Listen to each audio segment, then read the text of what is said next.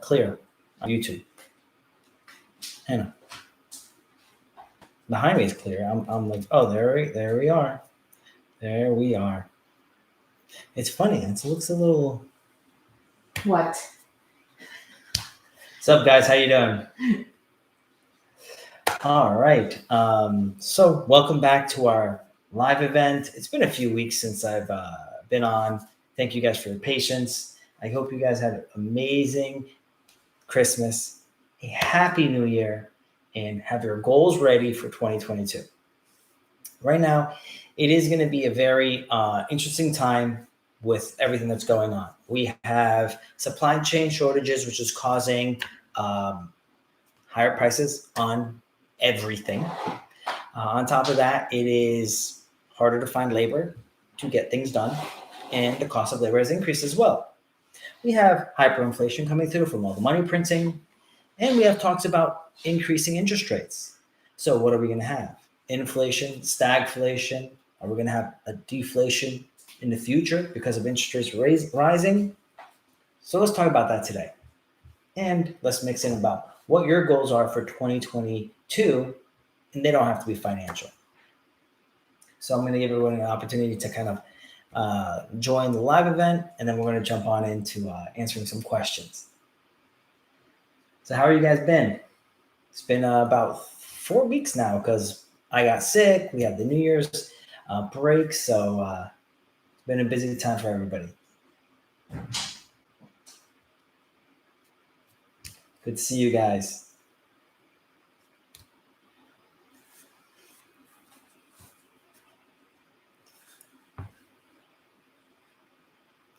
So for 2022, I'm planning on having my goals set to be around more personal development than specific goals regarding money or how many properties I'm going to be doing. My real goal is to grow as a leader. I have the accounting firm, the insurance agency, the mortgage company, the property management company. I'm working on opening up a title company, or the real estate investment fund, the construction company. So right now I've found myself in a position where I'm a leader to many different people. And I found that that was truly not my goal. My goal was not to become a leader, not to own all these businesses. I really wanted to just be part of a team. I wanted to be part of something. And what I found is that based off of my vision and everything that I've learned, I had to actually create the life that I have today. Now that I've built it, I'm in a position that I am now a leader. I'm in charge of all these people, and it's kind of a crazy time. Actually, mic's not on. Sorry, Hannah. So there you go. So it's kind of a crazy time, and this is just something that I've found myself to be in, and it's great. I'm excited about it. It's a lot of fun.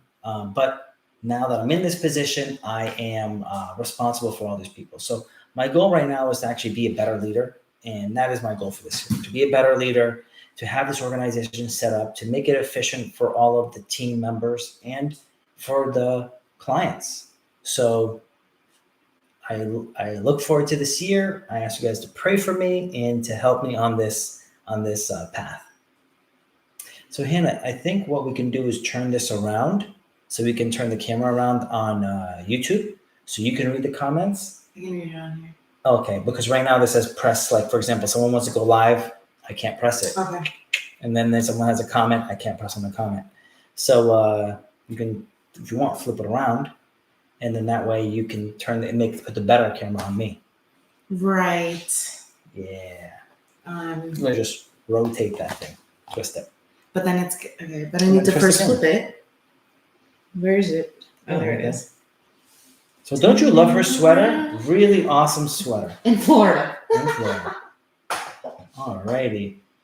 Here we go. So guys, a little bit of adjustments going on here. So guys on IG, do you guys hear me well? Let me know if you have any problems with hearing me.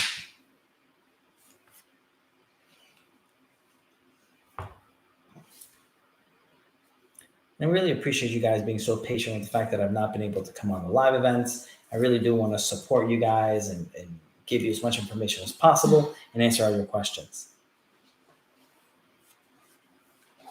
So what was the question that came on to IG, Hannah? Do you fund land acquisition and new construction? We do have the ability to get loans for land acquisition and new construction. Obviously, depending on your history and the amount of experience you have, will determine the interest rate that you're going to pay and will depend on how much down payment you have to put down. Okay.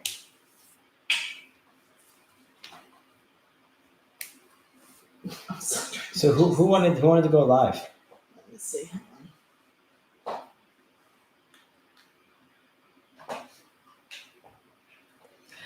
Everybody on YouTube, again, feel free to ask any questions. I'm more than happy to help. The first question for everybody is, what is your 2022 New Year's resolution? What do you want to accomplish in 2022? And it does not have to be financial. It could really just be any goal that you have.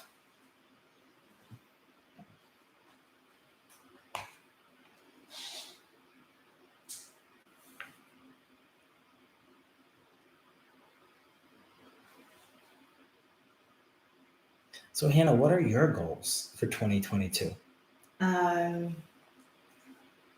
goals for 2022 is to just go for it, I guess. Oh, that's what it was. So today is resolutions, risks. What are the new risks you want to take this year? Or maybe risks that you wish you would have taken last year. Anything with doing risks. Okay. And then also any redos. Is there anything where you wish you would have done it differently? So resolutions, risks, and redos. So what is your resolution?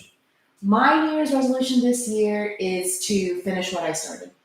Finish what you started. Like finish what you started or finish anything you're starting now? Or Finish anything I started, I'm starting now. And like being like committed to it. Got it. And playing, basically you're saying you want to play full out. Yes. Not holding anything back. Yes. And then if I fail, then I fail. Awesome. So I have this thing, it's like when you, like there's this story about this young lady and she was afraid to do gymnastics because she was afraid of falling. And her instructor, no matter who spoke with her, it was hard to pierce into her head because she was only about 7 years old. But her 9-year-old partner that was training with her said, look, when you get up, just fall into the foam pit because either way you're going to fall. Don't even try to do the move, just fall in. So when she realized, okay, falling doesn't even hurt that bad, she then was willing to do the moves and attempt to do it because she realized at the end of the day, she was going to fail either way by not even trying or by falling in the pit. So might as well attempt to do it. Sometimes you got to let yourself fall, feel what it feels like. And you realize, you know what? It didn't hurt that bad. Let me actually try harder. And that's kind of the good part about trying. Sometimes you win, sometimes you learn. So what is your risk? My risk right now is top secret. Top secret. Yes. But I am going to go for it. Her risk is maybe getting pregnant again. No, I take that away from the atmosphere. No. So what's your redo? My redo is basically my resolution. All right. I knew I could do it. Why did I stop doing it? I was afraid of what other people thought. One of those things. I was afraid of messing up. And, people, well-meaning people being like, you see, you said you're going to do it and you still didn't do it kind of thing. Mm-hmm. So it's just like fighting through those ants. Mm-hmm. And you want to talk about ants are? Yeah. So automatic negative thoughts. And actually the book I'm reading right now, alrighty then. The Art of Impossible. It's an awesome book. Actually, I was given this book on the flight. I actually ran through. Look at this. On the flight back from Vegas, I ran through like half of it. So one of the things they talked about, like peak performance, and actually there's a whole bunch of stuff I wanted to bring up here that I wanted to mention and actually put out in our IG posts. So grit. So grit is actually, there's more than one type of grit. So there's first type of grit is grit to persevere. Then there's willpower, mindset, passion, grit to control your thoughts, self-talk, right there, what you just mentioned, ants, gratitude. Gratitude is super important. My life significantly changed when I added that to my life. It got even better. So you can have levels of making your life better and better. And that is another one. Mindfulness, right? So mindfulness is different than self-talk. So self-talk is the way you think of yourself, and these automatic things like you suck, you're not going to make it, you're going to fail. Those are ants, but that's also self-talk. So what we want to say, you want to kill the ants, you want to kill the automatic negative thoughts, meaning you want to get rid of your negative self-talk and change it to positive self-talk. We're not saying the kind of stuff where people are like The Secret and they're saying, oh, I'm going to be a millionaire. No. What we're saying is I'm going to try my hardest. I'm going to give it my all, and I'm going to learn from doing this. From you suck, why even try? You're going to fail anyway. So that is really important. And I think it is important to turn it off. Yeah, because I was like whited out. No. So now mindfulness is really actually another level of understanding your body and your physical responses, and it really kind of involves kind of like knowing your thoughts and meditating at the same time. Now, at first, it sounds like a lot or something that's not possible for people who've never tried it before, but you definitely need to try it. And as the more you do it, the more you start feeling and knowing your body, knowing how it feels, knowing how you're thinking, knowing your breathing. When you start feeling those things, because we don't realize how we breathe. When we start feeling all those things, our consciousness, our mindfulness changes, and our ability to have more grit increases. And then the grit to master fear, a fear, you can involve practicing fear, which is what Hannah was saying. Hannah was saying she's going to practice her fear and play full out. And there's another habit to become, to bring yourself to the next level, is taking those fears and putting herself in the position to be uncomfortable and to be afraid more and more, so that becomes a habit. So when that becomes a habit itself, her growth will naturally grow. And that's part of grit. So The Art of Impossible, really great read. And Hannah, I wanted to actually make a whole bunch of evergreen. IG carousels to teach different thoughts from the books. There's a lot of great thoughts from the PhD that wrote it. It's a lot of great content and a lot of great information from multiple books in this book. So anyway, obviously you can tell I've liked it so far. I'm halfway through the book from one sitting, and it's a good read. One of my unofficial goals, but I think I need to move it to more of an official goal and actually add it to my schedule, which is reading one book a week. Now, that's a hard goal for me, but I think because of not of the reading part itself, but the consistency factor, right? Forcing myself to be consistent. And why are you laughing at me? She's like, you not a chance. I don't even think this guy knows how to read, okay. Right? No, literally. Because I wrote the card. He won't even read what I wrote on the card. You don't read the script. So I actually do not read the script. So literally, that was also my goal. Yes, last night I was thinking about, New Year's resolutions. Why haven't I thought of it lately? And I'm like, we're going to talk about it tomorrow. What is it? And one of the things is I want to go back to reading more, because when I was reading more, I was writing more. And writing is one of my escapes. And side note, What do you think? We got to talk about Remarkable, and because I'm thinking about buying one, and I'm buying a few of them actually for the team. But sorry for distracting you on that thought. Side note. Yeah. Yes, I will. This podcast was brought to you by Remarkable. But yes, so I'm with you on that, on the reading. Yeah. So yeah, I'm down. And honestly, what we should do. Let's Stop do it. adding more. What? No. Okay, what? If we're gonna read, we should all pick something together and say, "Hey, team, we're all gonna read this." Okay.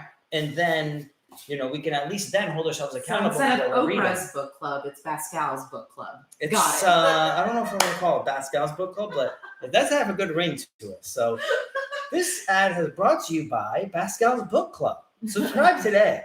So really quick, actually, Pascal, you have some questions here about real estate. Oh, okay. Luke said, "Looking huge, Pascal. Pascal, you looking swole." Yeah. Well, soon enough, Andreas is gonna help me get smaller. So, but I am appreciating all the strength I've gained recently. Those gains. Gains. Okay, so this is, overall your passion is still real estate, and finances and investing, etc. With real estate now, I think people are seeing how it is beneficial for them to just be like, okay, that's it. I've always wanted to invest in real estate. I'm going to do it now in 2022. Okay. I see that inflation is real, so jumping into real estate. One question here is, do you see real estate slowing and coming down with its prices this year? No. Why? So printing money and money flowing through the system, it's like an iceberg. You're only seeing the tip.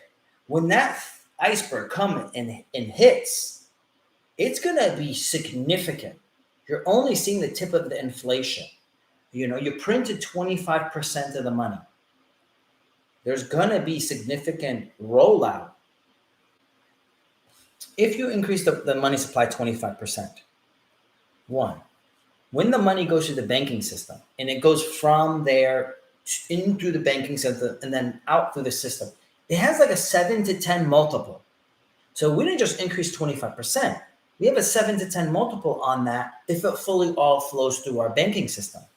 And then if it leaves our country and goes through other countries, those other countries, they also have the opportunity when it goes through their banking system to have multiples on that money. And then when it comes back into our country, it can go back into our banking system. So it could be even more than 7 and 10 by the magnitude of the money moving. So when they print money, it is a huge tsunami wave that's coming through. And the amount of money that they printed is greater than they ever had in history. And for this one point in time, we add that on top of a standard loan, commercial loan is like 30% down.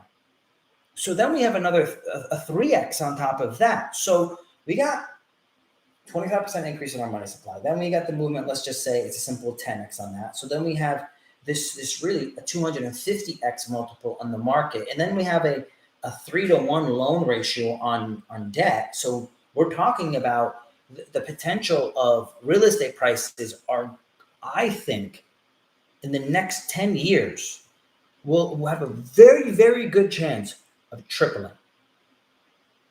So we're talking about tripling in the next 10 years. Good chance.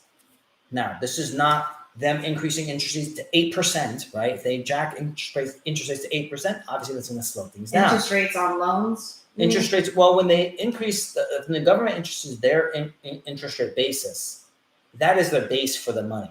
And then every other loan is going to increase based off of that base. So all loans would increase, yes. So, and then interest rates on loans go up, that means interest rates on CDs go up as well. So when interest goes up, it goes up everywhere. So if that happens, it's going to reduce inflation. But I still think the amount of money they printed, and if they have to continually print more money. They're stuck with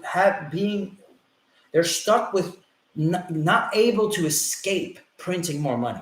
So even if they increase interest rate, they're probably still going to be stuck with increasing the money supply. So they're still increasing interest rate and increasing money supply. So now it's like literally both gonna go up. But with that being said, though, so okay, real estate prices remain the same, but you're still doing business, so and purchasing more properties. Yeah. What is the thing for everyone else who's interested in starting now?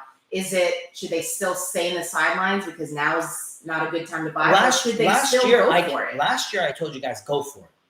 When I said pause, and that was like the end of 19, beginning of 2020. That was given that the banking system was at a certain point, the financial system was at a certain point. So there's an opportunity that all these foreclosures could hit the market. The foreclosures that were supposed to come from 2015 and 18 hitting the market in 2020. When they printed 25% extra money into our system, or additional money into our system, that changed everything. And then I came out afterwards saying, look, they printed a lot of money. That crash of housing market, because of all these properties coming to the market, is unlikely to happen right now. Because when you have all this cash, it has to go to something tangible. It has to go somewhere. And what's going to happen is there's going to be all this money. Like, I have a ton of money right now. What am I going to do with it? I can only do so much with it, right? So what am I doing? I'm buying more properties. And now all these companies and hedge funds, they're buying stocks and bonds, they're buying all this different stuff. They're coming to the point, they're like, wow, all this stuff is overpriced. What's still reasonably priced? Real estate. So even though, because I have heard friends and just I guess you could say just peers, and they say, oh, like, yeah, I wanted to buy a house in 2020 and then prices went jack high versus 2019. I'm going to wait till 2021. In 2021, it's still up high. 25% increase. So then it's like, oh man, that like fear of missing out. Did I miss out? 23% increase for 2022. So now it's not really like overall, because you are borrowing money, right? When you purchase real estate, you are taking a loan. It doesn't really matter how much. I mean, it matters in the sense of make sure it makes sense. You're not going crazy on buying a property that's not going to. When you're this is what's the in problem. Real estate investing. So this is the problem that you're mentioning that a lot of people are having, and this is a real problem. When you cannot truly tell what the value of something is, it becomes so uncomfortable. So the uncomfortable feeling that you guys have right now is because you can't determine the value of something, because the government basically removed the ability to truly price assets. And how did that happen is because now with our fiat currency, it was not pegged to anything. One, it makes it very hard. Two, they printed a massive amount of money. So you're going to feel like this is very hard to measure it to compare to something else. So if you think of it this way, they increased the money supply roughly 25%. So if we had a flat gold standard on the money supply, what that would mean is you would, if we make a very vacuum scenario, everything would be worth 25% more. Done. In a vacuum scenario, if you have money based off of a gold standard or on a hard money standard, without the banking system multiples that I mentioned earlier, when you increase 25% of money supply, everything costs 25% more. Now, on top of that, they lowered interest rates, which makes money cheaper and the monthly payments lower. Everybody buys something based off of the monthly payment, or most people do. So if someone can afford a $2,000 monthly payment and interest rates drop, now they can afford a larger purchase because the interest rates are lower, so they can afford more home. The payments are lower. So given that, people are going to be able to afford to pay more for a house because of these interest rates. That causes prices to go up even more. So 25% last year, 22 to 23% this year, roughly 18 to 20% next year, 15% the year after that is my estimate. This is my estimate based off of interest rates going the way they stated they're going to go, where they're going to have a small increase every year. If they have a major increase, then obviously the numbers will have to change. If you also remember, I told you guys this. I said, in the future, we're going to have loans at 2%, 1% home loans. We're going to have even a 0.5% home loan. When I gave you that, it was basing the inflation off of 2%, because what happens is there's an inflation rate and then an interest rate. So at some point, interest is going to be like lower than the inflation rate. Well, that estimate that I told you guys about, that vision that I had that's going to happen for our future, isn't happening in 10 years or 20 years. It's happening today. And how it's happening today is that when I was estimating a 2% inflation rate and a 0.5% mortgage rate, where a 1.5% difference, they're basically loaning money cheaper than what the inflation rate is. Well, today, our inflation is estimated to be at 7%. The CPI is around 6.7, 7%. Our interest rate's at 3% for a home loan. So our interest rates are already negative 4 points. We already at the 20-year number. We're going to see hyperinflation in asset prices, specifically housing and any type of commodity that we need to use to sustain, to live off of. It's going to be very hard because it's tricky to see that we need to spend our money. We need to be able to buy stuff that's worth it, because the biggest risk you run into, especially if you have a significant amount of cash, is that, yeah, you're going to wait on the sidelines and you're going to realize that your $100,000 in a year is worth 20% less, and another year is another 20% less. And in 3 to 4 years, your 100 grand is only going to buy you roughly like 50 to 60 grand worth of stuff. So you almost take on a bigger risk waiting on the sidelines. So I am a person that measures things off of probability. 10% chance of this happening, 30, 40, 50% chance of this happening. There is like a 15% chance that they jack interest rates very high, meaning they increase interest rates not 25% every 6 months. There's a chance that they can increase interest rates, 1 to 2% in a year, push us to 7% interest compared to the current Fed rates, like around 3 right now.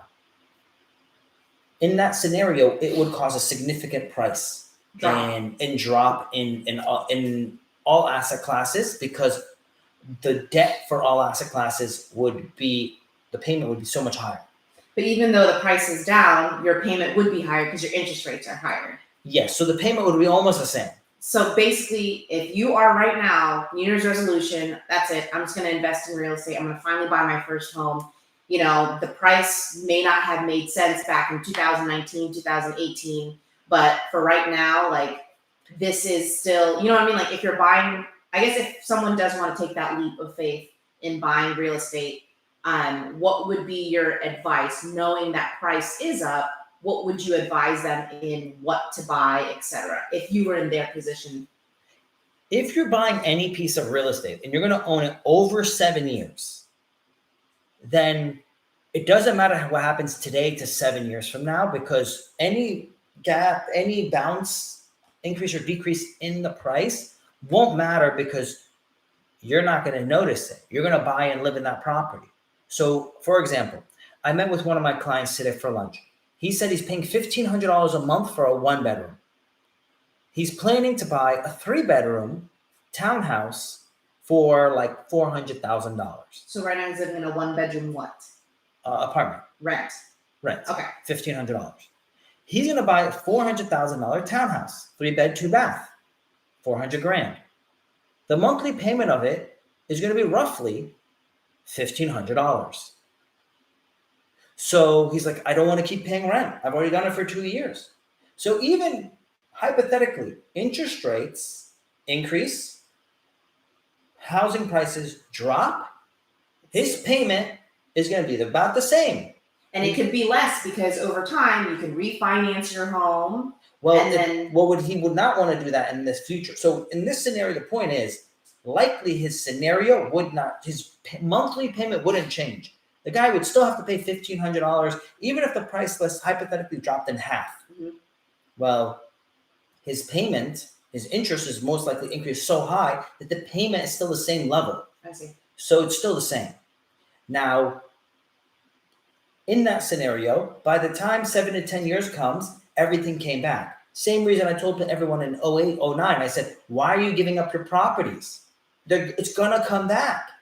You can't have prices this cheap. It's cheaper than what it costs to build. Do I think that's going to happen again? Unlikely, because we had a banking crisis. Unless we have a banking crisis, and interest rates going up is not a banking crisis. We're talking about secondary markets, governments not buying mortgages, secondary markets not buying mortgages. That's not going to happen. If interest rates go up and we're now offering these mortgages on higher interest rates, very likely everyone's going to be buying those mortgages because they're not going to want these loans at 3%. They're going to want to buy all these mortgages that are 6, 7% because, hey, inflation is 6, 7%. I got a loan at 6, 7%. I'm breaking even. I'm not talking about John Doe that lives down the street. I'm talking about the companies and these hedge funds that have billions and trillions of dollars. They're going to buy up all these loans. So the secondary market should still be strong. When you say the government, I mean, these big companies are buying all these loans. Yeah. You're saying all these loans to then distribute. To keep. So every time you make your mortgage, they take that money. That's what I mean. Okay. Yeah. So they keep those loans and they use it as their cash flow. And then instead of them sitting on like $100 billion, and they're like, man, inflation is going to eat up this money. Let me go buy all these new loans that are now 6, 7% interest. So we can get 6, 7% interest. And as the dollar loses from the borrower, from the borrower, from these package of loans they bought. Okay. So as the dollar devaluates, we have these payments coming in to make up for the devaluation. So we have the stability of money coming in. So point blank today, just if you've been wanting to buy your home, if you're, like do the cost average. Buy quality. And buy quality. Buy quality location. You're going to be, and you're planning to own it long term, go for it. Same, just buy quality. Like for example, there's a house right next door to me for sale. My brother thinks like that. Housing prices are going to crash. Interest rates are going to go up. Blah, blah, blah, blah, blah. I don't want to buy the price for that price. And he knew what I was going to say. He's like, well, I know you're going to say that the payment's going to be the same. That house isn't going to be for sale when you want to buy it. So if you find something you want, it's not likely to be available if the market crashes. You're going to find some house that's in bad shape and probably an area that you don't want to live in anyway. Well, moving into that then, I'm sorry, did you want to finish that? No. Did not mean to cut him off. Moving into that, what about this talk of foreclosures from after people who haven't still caught up on their forbearance, etc.? Likely BlackRock and those companies are going to buy them all. You're not even going to chance. Unlikely you're even going to get an opportunity. Because they would just do cash up front. They're going to okay, our friend Dave, he put his house for sale, all right, $450. Highest dollar per square foot of any property sold in that neighborhood. How much do you think he got the house under contract for? I already know. You already know. So give us the answer. How much did he offer him? $452. Oh, $452. Okay. And then his wife told me different. Okay. So now who's buying it?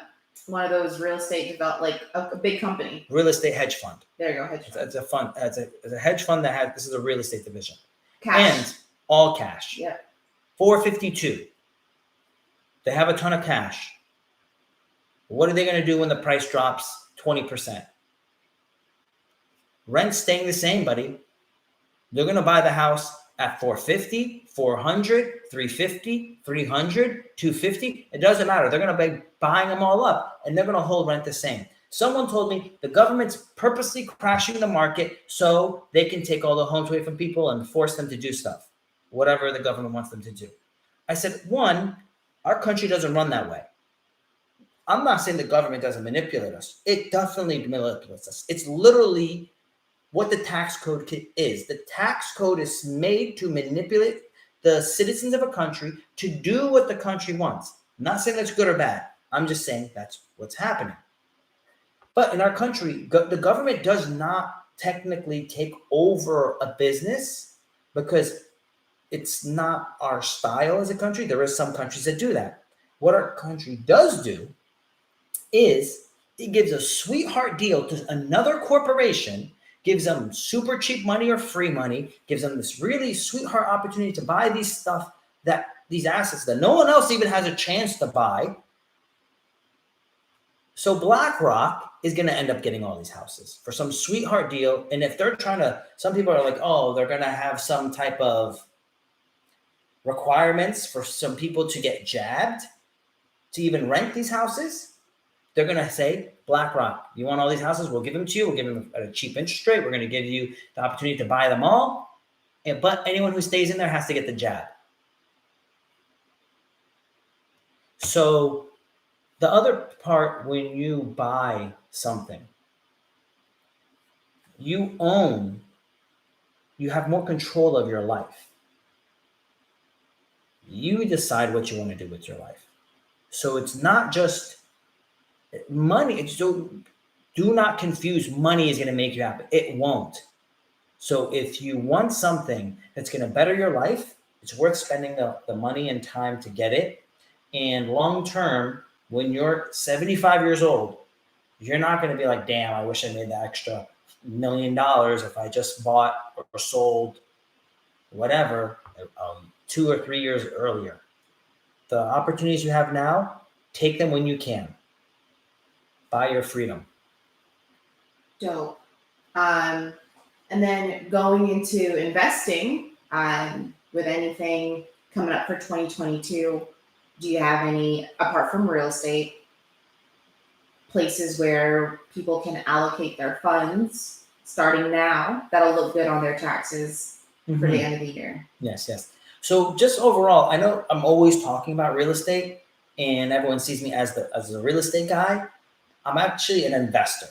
From a kid, I was buying and selling Pogs, Pokemon cards, comic books, baseball cards, video games. So I'm into investing. And most of the money I've made, like 90% of all the money I've made, is through investing, not through working or not through my businesses.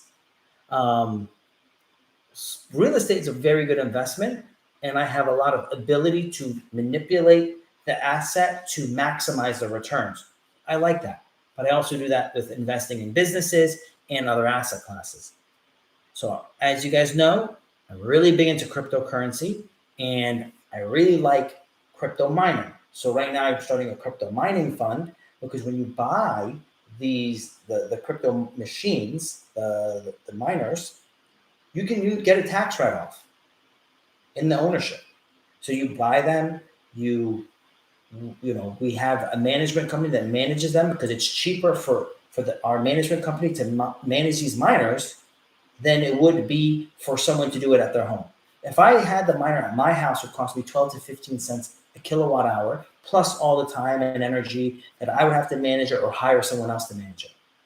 I have a relationship with a company that we can get the miners managed and electric for a total of 6.5 to 6.7 kilowatt hours.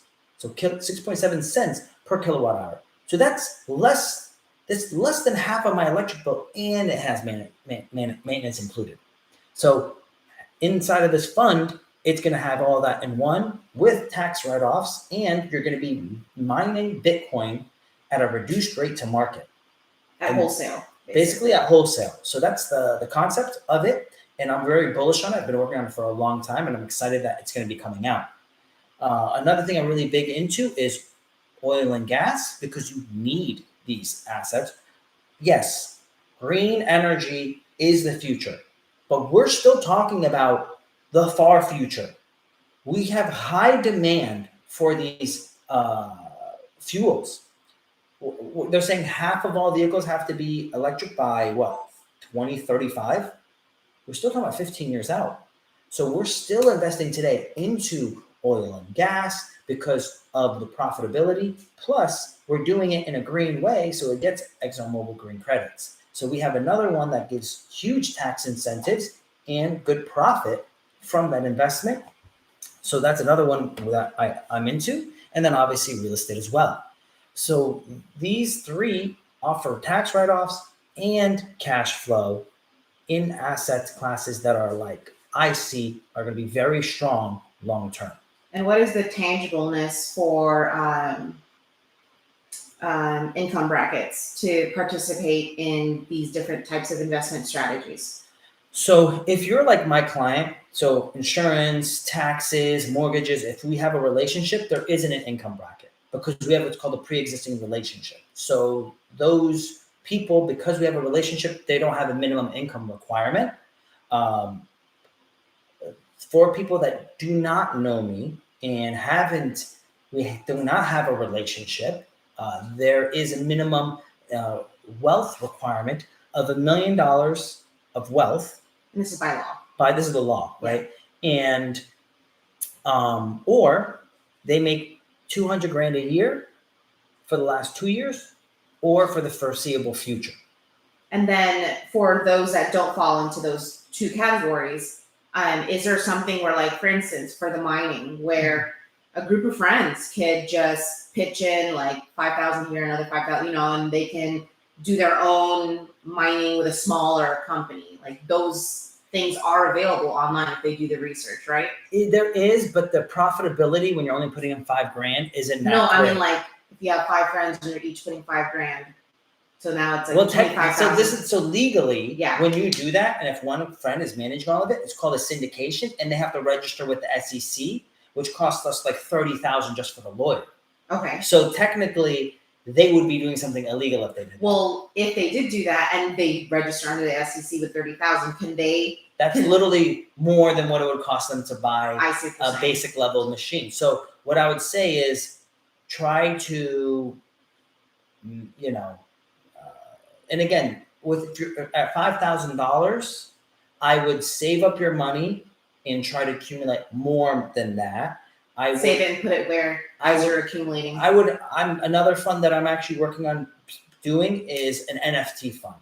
I've made 200 to 600% on the NFTs I've been buying, and I'm buying very like blue chip type of NFTs. I'm not buying these wild stuff that some kid made in his garage that maybe can be thousands of percent return. No, I'm buying very basic stuff like Marvel comics, DC comics. Blue chip would be like that, like Marvel, DC, Disney, Matrix. Like my Matrix stuff, the minimum doubled, right? If not more, right? Back to the Future, hoverboard, like all that stuff. So those things are things you can get into. And investing on those type of people that have like that much money, I would try to save up to 10 grand, get a good job, and then you can buy your first house. Yeah. Because you can buy it with 10 grand, you can buy a $300,000 house with 3.5% down. Right. That's so while interest rates are so low. And what did I do? I told your sister to do the same thing. Yeah. Right. And she did, and she made like within a few years, her 10 grand made 70 grand. In 3 years, yeah. Right. It was like awesome, right? So where else are you gonna put your money and get? And that doesn't count the fact that she was living somewhere cheaper than what it cost for rent. Yeah. And all the other benefits that she got from that property. And she had a roommate, so she like basically house hacked too. Yeah. Oh, then she also had people paying her rent as well. Yeah.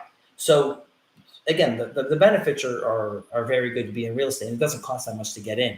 Now, after you do that once or twice, you have more money. Now you have like say 25 or 50 grand. Then you can look into doing some type of syndication. If you have 25 or 50 grand, then you can be part of a syndication. Now, let's say you're not accredited.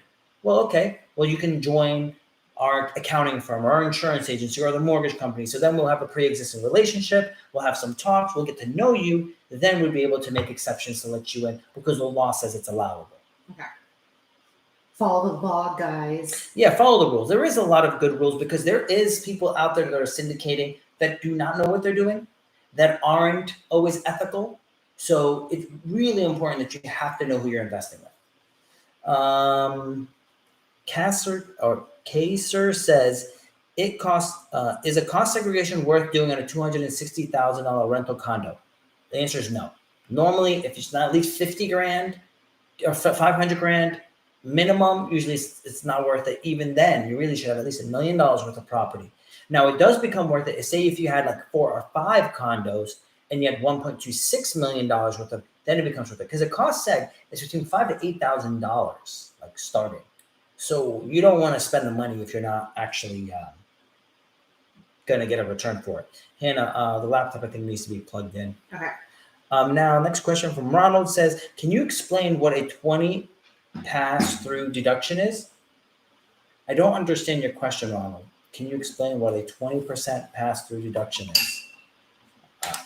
Yeah, if you can elaborate on that, that'd be great, because I'm not really sure exactly what you're asking. I think it's, I remember this in your Foundations of Finance course. Okay. You talked about how something is considered a pass-through and taxes a pass-through entity, like I think an LLC. So if that's what he's okay, so an 1120S is 1120S and 1065 is a pass-through. There isn't a tax on that tax. You don't pay income tax on that tax return. It passes through to the owners, and the owners will pay the tax on their tax bracket. So that pass-through deduction of 20%, I'm not sure, because he's kind of mixing these together. Okay. Now, let's just say you had a loss from one company and it came to your tax return and you had income from another company.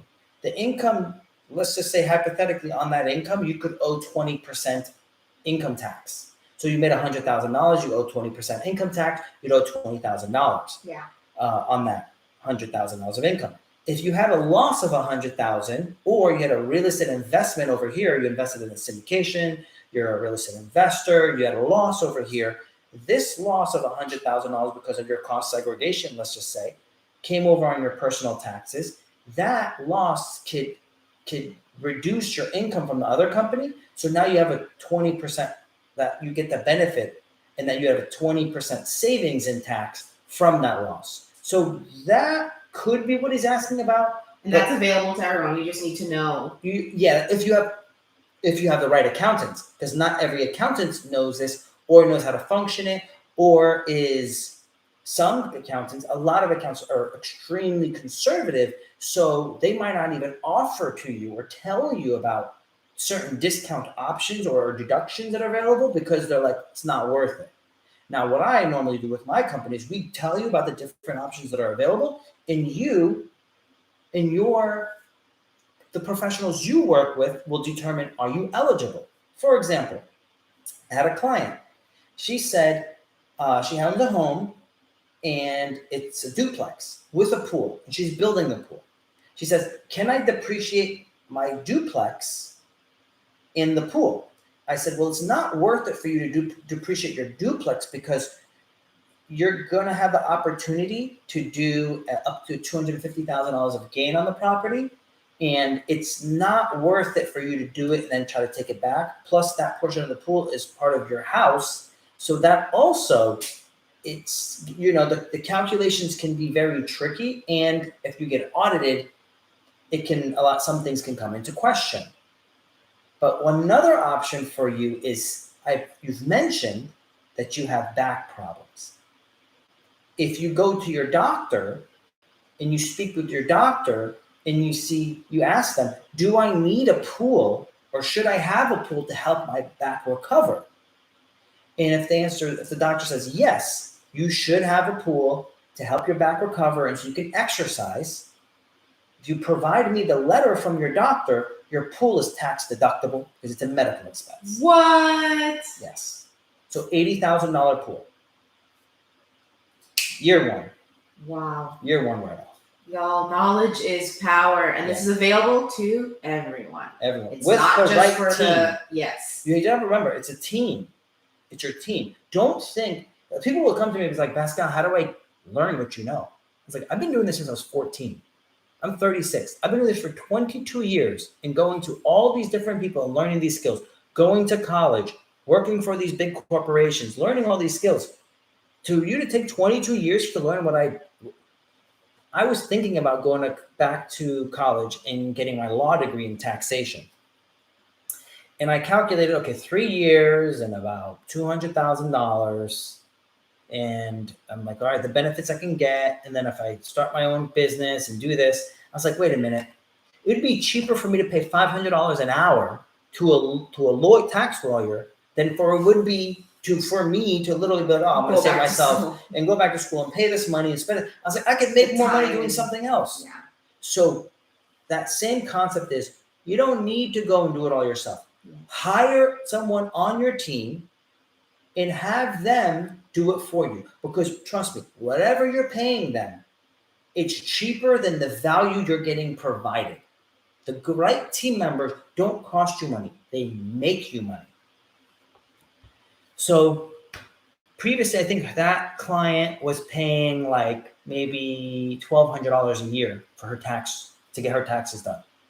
With me, I think that the year that we did her taxes, it cost her $3,600. Mm-hmm. So it cost her $2,400 more. Mm-hmm. But here's the but, guys. Yes. So she paid $2,400 more, but she paid $25,000 less in taxes. 25,000. So she paid an extra $2,400 to get $25,000 worth of value. 10x, more than 10x. Yeah. So I should increase my rates. But that's a point, is that when you find the right team, they're going to provide a lot of value. They're not going to cost you money. They're going to make you money. And I think that's the mindset. I think a lot of people, when it comes to taxes, and by the way, guys, the next 2 weeks, starting in February, we're going to start talking taxes because I know filing is coming up in March. So we're not going to give away all the golden nuggets that Pascal knows, but we will help you out so you can see the value in working and finding a team member. And that would be anyone who knows taxes, building a relationship with them and seeing their credibility. And then from there, utilizing it for your tax benefits for you and your family. And again, I just want to squash the idea that tax benefits are for everyone. Yeah.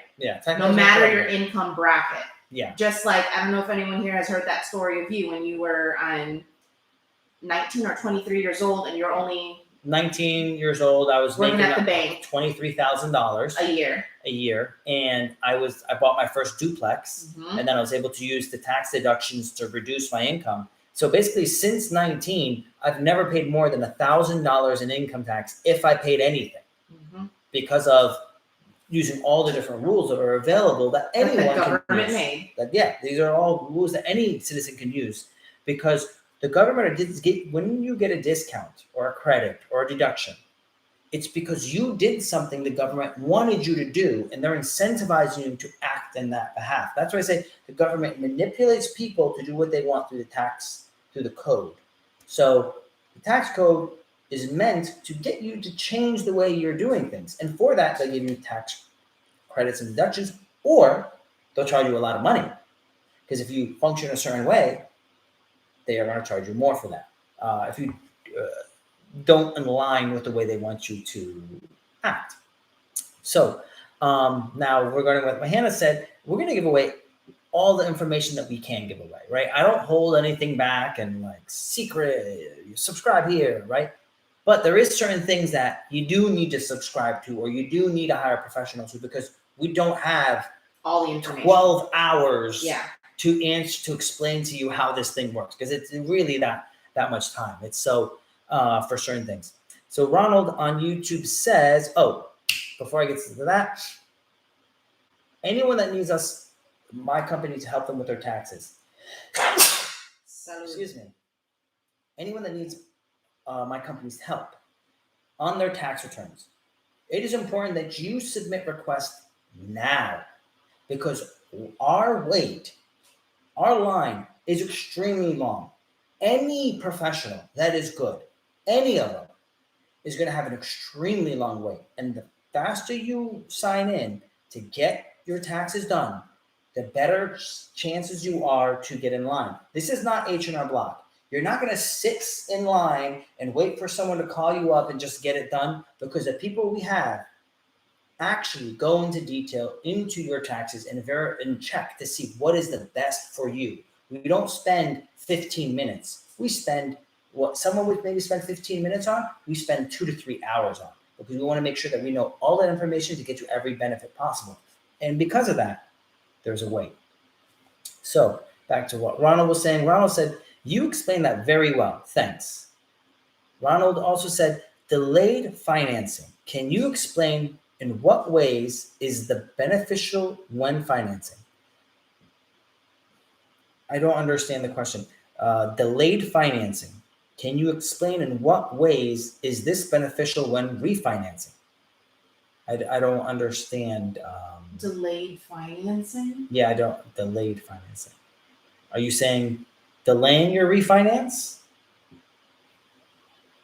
If you can elaborate some more, Ronald, I would appreciate that, just so I can give you the best answer possible. We're running short on time. Yeah. So let's go to YouTube and not YouTube, IG, and see what other questions we got on there. Let's keep scrolling. Oh, what's the best thing I can do from a tax standpoint when purchasing real estate for the first time? Well, if it's your personal residence, Purchasing for the first time. yeah, for the first time, it depends if it's a house or if it's an investment property. Right? So I guess one of each, real quick. Yeah. From a tax standpoint. Make sure that you document everything possible that you're doing in the property, right? Because you want to make sure you have a good accounting for that. So then this way you can have that for your taxes in your accountants.